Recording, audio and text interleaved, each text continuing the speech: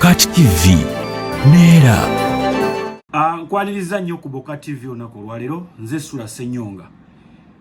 Amawulire agabadde gatambula nga babika Honorable Ssegirinya Muhammad Mr. Update. Amawulire ago si matuufu okusinziira ku basawo gasoose ne gafuluma ku makya ssanga 11 nti Honorable Muhammad Ssegirinya afudde. Wabula okusinziira ku leader of opposition n'abasawo, maama yatidde nnyo bwe bamugambye nti obwongo buzikidde oba ne organs ezimu eza Muhammad Ssegirinya zirekeddeawo okufunctioninga. Naye ye bwe yakubye essimu yabategeezeza nti oli akoze eki afudde. Era bwe batyo abasobodde okutuka ku ground wowulirira bino nga abasawo bavuddeyo ne baclarifyinga ne bagamba nti ali bakiyita brain dead.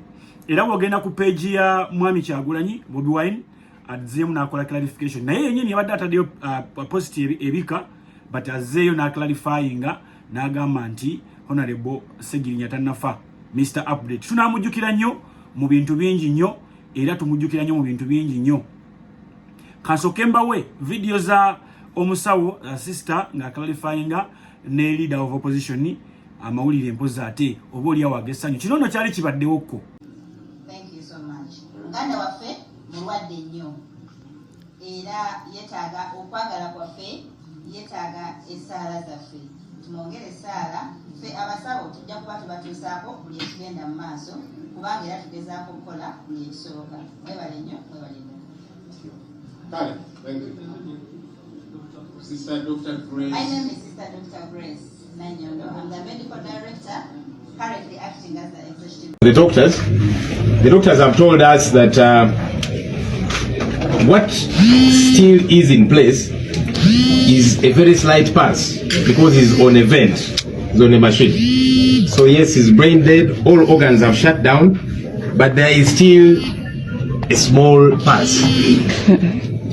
And according to them, professionally it would be unethical to declare him dead on their end when there is still that pulse. So they are saying they can't give us any hope. They don't know what the day will be like by close of day, but they are also saying they are not good.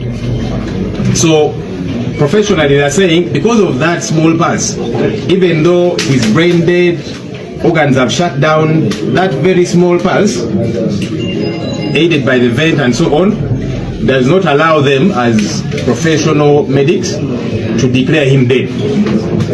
And so they have said that's why they are not communicating as such. Of course the mother was thrown off balance and that's why she did reach out to us to give us that very disturbing news.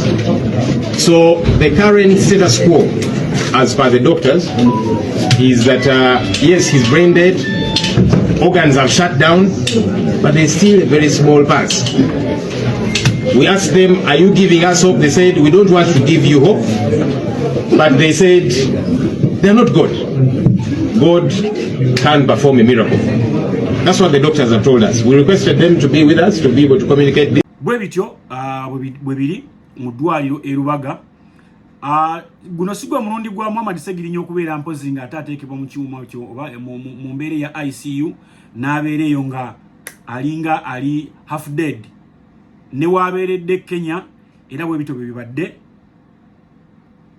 naye Mukama Katonda n'ayamba nadda engulu. Twongere okuteeramu Muhammad Ssegirinya essaala adde engulu kubanga obuweereza bwe bukyetaagibwa naddala mu bantu b'e Kawempe wadde oba ali mu buyinza wadde tali mu buyinza wadde ali mu bukulembeze wadde tali mu bukulembeze akyetaagibwa kubanga amagezi ge nago gena kigayamba eri abantu ab'enjawulo. Mbere bulungi mweraba.